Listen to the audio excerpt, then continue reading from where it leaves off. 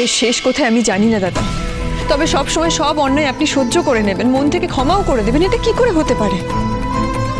দীপা, কবিতা লেখাটা শুধু আমার পেশা নয়, আমার প্যাশন। আর ঠিক সেই কারণেই মানুষের মন একটু হলেও বুঝতে পারি। আমি বুঝেছি সূর্যর আসল অভিমানটা তোমার উপরে, সবার উপরে তুমি। তা বলে এগুলো, এসবের মানে কি দাদা? আপনি কি এসবের থেকে কখনো রেহাই পাবেন না? দেখবে একটা দিন আসবে যেদিন এইসব পুরনো দিনের কথা ভেবে ছেলে মানুষই বলে সূর্যই হাসবে। আপনি এই পুরো ঘটনাটা কি করে এতটা হালকাভাবে নিচ্ছেন দাদা? কি করে নিচ্ছি বলো তো?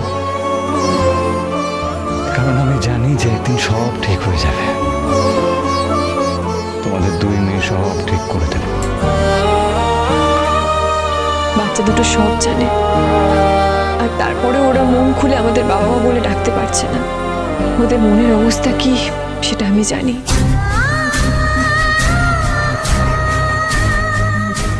তারপরেও তুমি আমাকে আটকাবে, কিছুই বলতে দেবে না। কি লাভ হলো? উনি শুনলো আপনার কথা, আপনি ওনাকে ঠিক করে চেনেনও না, তারপরে ওনার মনের অবস্থাটা আপনি বুঝতে পেরেছেন, কিন্তু বাদ দিন এখন এসব কথা। আমার ভাগ্যের সাথে আমাকেই লড়ে যেতে হবে, নিজের জন্য, আমার বাচ্চাদের জন্য। আচ্ছা শোনো, আমায় কালকে আবার বিদেশ ফিরে যেতে হবে। একটা ইউনিভার্সিটি থেকে বিভিন্ন দেশের কবিতা পাঠের আয়োজন করেছে, আর তাছাড়া আমার ট্রিটমেন্টের ফলো আপও আছে। আমি যেন ফিরে এসে দেখি যে তোমাদের মধ্যে সব মিটমাট হয়ে গেছে। আপনি তাহলে রাখির সময় থাকবেন না? তাহলে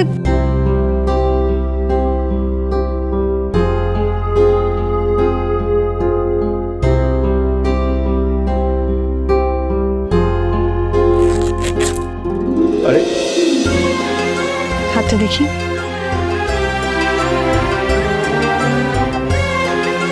দুর্গাপুজোয় যদি অকাল বোধন হতে পারে, তাহলে রাখি কেন হবে না?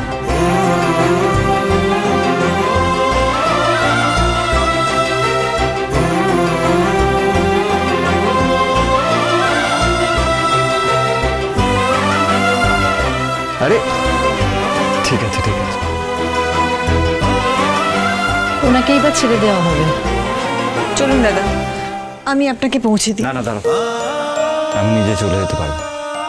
আচ্ছা শোনো, রাখি পড়ালে কিন্তু উপহার দিতে হয়, মানে দাদা হিসেবে আমার দেওয়া উচিত, কিন্তু আজ তোমার কাছ থেকে একটা উপহার চেয়ে নেব, দেবে? কি বলুন? যা বললাম, ভালো থাকার আর সব ঠিকঠাক করে নেওয়ার চেষ্টা করো, তাহলেই হবে।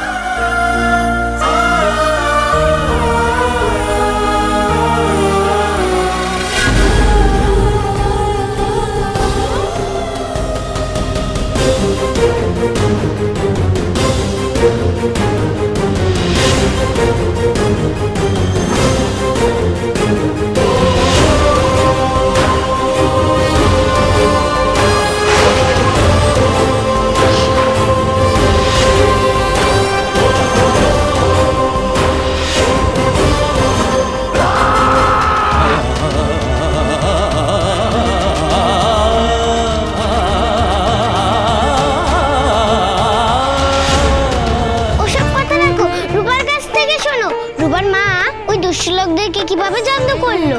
তুই এবার থামবি? তখন থেকে সবাইকে একই কথা বলে যাচ্ছিস। বলবে না কেন? 100 বার বলবে, 1000 বার বলবে। এই তুই বল তো রূপা, আমি সব শুনে নিয়ে সবাইকে বলবো। মা যা করেছে না, অনেকটা সিনেমায় হয়। হ্যাঁ, তুমি যেন কত সিনেমা দেখো। তাহলে সবাই যেটা বলছে সেটা শুনেই বলছে, কি তাই তো মনি? রূপা দেখাচ্ছে তোমাদের মা কি করলো। দুষ্ট লোকগুলো বন্দুক হাতে যে কোনো সময় মেরে ফেলবে, কিন্তু মা একটুও ভয় না পেয়ে এগিয়ে গেল। বললো বাচ্চারা ভয় পাচ্ছে, ওদের ছেড়ে দিন। সত্যি গো, সবাই ভয় গুটি শুটি, আর মা। হয়েছে হয়েছে, অনেক হয়েছে, এবার ক্ষমা করো মা। যাই বলো আর তাই বলো দীপা, তোমার কোনো জবাব নেই। দাদা বলে বিপদের ভয় যেমন পাই, আনন্দ হয় তার 10 গুণ বেশি। এই যে আনন্দ টানন্দ পরে হবে, খাওয়া দাওয়া তো করতে হবে নাকি? চলো একটু খাওয়া দাওয়া করি, রান্না বান্না করি। হ্যাঁ বৌদি, চলো আমিও তোমার সাথে রান্নাঘরে যাই। দীপা, তুমি আজকে কিচ্ছু করবে না, অনেক ধকল গেছে তোমার, কেমন? এই তুমি আমার সঙ্গে চলো তো, দেখি কি আছে আর যা লাগবে সেটা আমরা পরে চলো, চলো, করবো। চলো।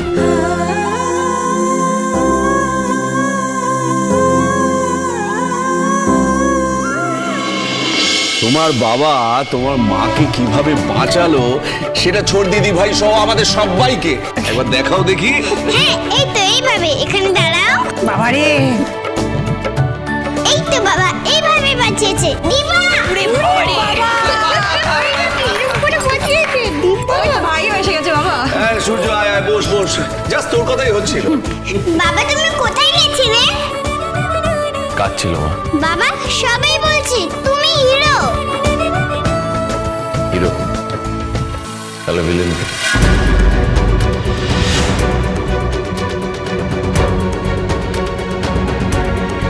কি ভিলেন? প্রশান্তি? সূর্য কি হয়েছে তো? তোকে এত আনমনা লাগছে কেন? কি হবে? কিছু হয়নি তো, তোমরা বেশি ভাবছো। সত্যি দাদাই, তুই আজকে হলিউড হিরোর মতো আমাদের যেভাবে সেভ করলি, আর তারপরে বলিউড হিরোর মতো সত্যি রে, একদম ঠিক বলেছিস। আমাদের তুমি আর দীপা না একসাথে জাস্ট অসাধারণ। তোরা একসঙ্গে থাকলে কত যে অসাধ্য সাধন করতে পারিস না। হ্যাটস অফ ভাই, সত্যি। হ্যাটস অফ দাদাই, হ্যাটস অফ। আমার বাবা আর ফাতেমার মা বেস্ট। হ্যাঁ ঠিক বলেছ। আরে দাঁড়াও দাঁড়াও দাঁড়াও দাঁড়াও দাঁড়াও জেঠুমনি। সূর্য, একটা খুব ইম্পর্টেন্ট কথা বুঝলি, তোর মার সাথেও আলোচনা করছিলাম, আমরা প্ল্যান করেছি দ্বীপের অন্নপ্রাশনটা খুব ধুমধাম করে করব। আচ্ছা উর্মি যেন কি বলছিল? উর্মি তোকে কিছু একটা বলবে। উর্মি উর্মি উর্মি উর্মি তুমি বলছিলে না দাদাকে কি একটা বলবে? বলো, এতক্ষণ তো ডিসকাস করছিলে, যাও গিয়ে বলো। মা, তোমার কি মন খারাপ? রূপা কিন্তু সব বোঝে। হ্যাঁ সে তো আমি জানি। তাহলে বলছে না কেন আমায়? কি বলবো? কি ভাবছিলে তুমি? তো সব কিছুতে পাকামি না রে। সোনা একদম তোকে ঠিক নাম দিয়েছে, পাকামি। পাকা মানে স্মার্ট। আর এভাবে কথা ঘোরাবে না তো। রূপাকে বলবে না সেটা বলো। কি মুশকিল? আমাকে যা খুশি বুঝিয়ে দিলেই হলো। তবে রে, দাঁড়া রূপাকে ধরতে পারে না। দাঁড়া বলছি। রূপা, রূপা, এই তো ধরে ফেলেছি। আমার সোনা মেয়ে। মা, বাবা কিভাবে সবকিছু ভুলে তোমাকে বাঁচানোর জন্য দৌড়ে গেল? কেন গেল? তোর বাবা অমনি, কারোর বিপদ দেখলে সেই মানুষটা ছুটে যায়। অন্য কেউ আর তোমাকে এক হলে? বাবা তো তোমাকে ভালোবাসে।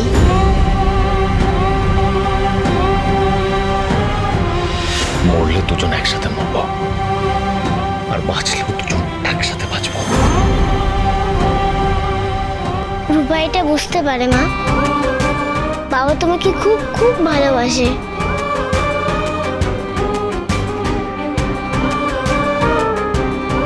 বাসে তো, খুব ভালোবাসে, আর সারা জীবন ভালোবাসবে। তোর বাবা আমাদের ভালো না বেশে থাকতেই পারবে না।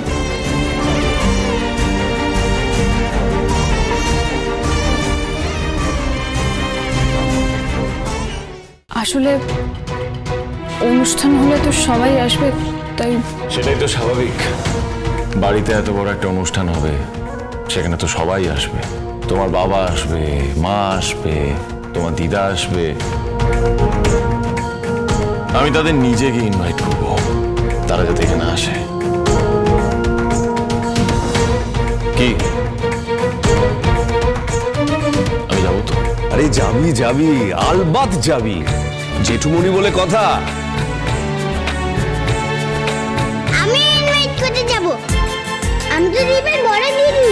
হ্যাঁ তাই তো। ও বাবা, বড় দিদিকে ভুলে গেলে কি করে হবে? তুমি তো আসল লোকের কথা বললেই না।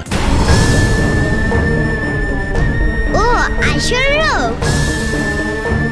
তার মানে আমি যার কথা ভাবছি সে। তুমি একদম ঠিক ধরেছো সোনামা।